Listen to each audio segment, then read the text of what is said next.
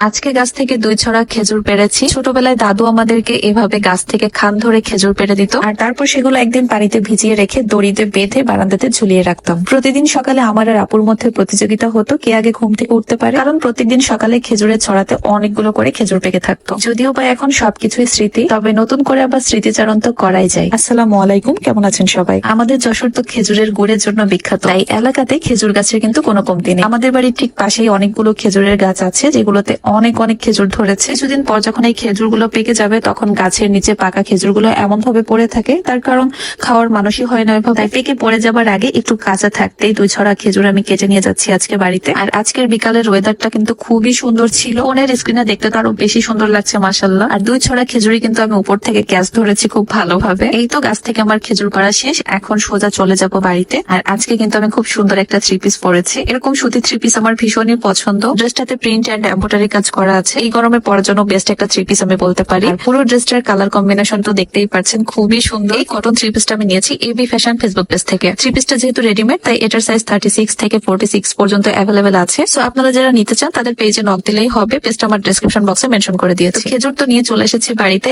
এখন খেজুরগুলোকে পানিতে ভিজাতে হবে। আজকের দিনটা পানিতে পুরো ভেজানো থাকবে, আর কালকে সকালে হচ্ছে খেজুরগুলো আমি বারান্দাতে ঝুলিয়ে দিব দড়িতে বেঁধে। খেজুর ভেজাবো কিসে এটাই ভেবে পাচ্ছিলাম না, তাই পরে এই গামলাটাতে পানি এনেছি। বড় কোনো পাত্রে ভেজালে আরো বেশি ভালো হতো। তারপর ওই গামলার মধ্যেই চেষ্টা করছি যতটা সম্ভব ভেজানো যায় আর কি। যখন খুব ছোট ছিলাম, স্কুলে পড়তাম, তখন দাদুই এভাবে সবকিছু করে দিত। আস্তে আস্তে সব ভালোবাসার মানুষগুলোই কেমন জানি জীবন থেকে হারিয়ে যাচ্ছে। যাই হোক, খেজুর তো ভিজিয়ে দিয়েছি। আর বাড়ির পাশ থেকে আমি 1 কেজি মতো জাম কিনে এনেছি, একেবারে টাটকা টাটকা গাছ পাকা জাম। আমাদের নিজেদেরও অনেক বড় একটা জাম গাছ ছিল, তবে সেটা কেটে ফেলা হয়েছে এবছরই, তাই এখন থেকে জাম কিনেই খেতে হবে। আর এই জামগুলো খেতে মাশাআল্লাহ এত বেশি মজার ছিল। তবে জাম এইভাবে খাওয়ার থেকে ভর্তা করে খেতে কিন্তু বেশি মজা লাগে, তাই ভাবলাম বাড়ির সবার জন্য এখন জাম ভর্তা করি, বিকালের দিকে খেতে ভালোই লাগবে। প্রথমে জামগুলো ভালোভাবে পানিতে ধুয়ে নিয়েছি, আর তার মধ্যে কিছুটা কাঁচা মরিচ আর তার সাথে লবণ মিক্সড করে একটু ভালোভাবে থেতলা নিতে হবে। বেশ আগে যখন আমরা অনেকজন মিলে একসাথে জাম খেতাম, তখন সবার মধ্যে কম্পিটিশন হতো জাম খেয়ে কার জিহ্বা সব থেকে বেশি কালারফুল হয়। এই তো মোটামুটি জামগুলো থেতলে গিয়েছে। একটু খেয়ে দেখছিলাম যে লবণ ঝাল ঠিকঠাক মতো আছে কিনা, বাট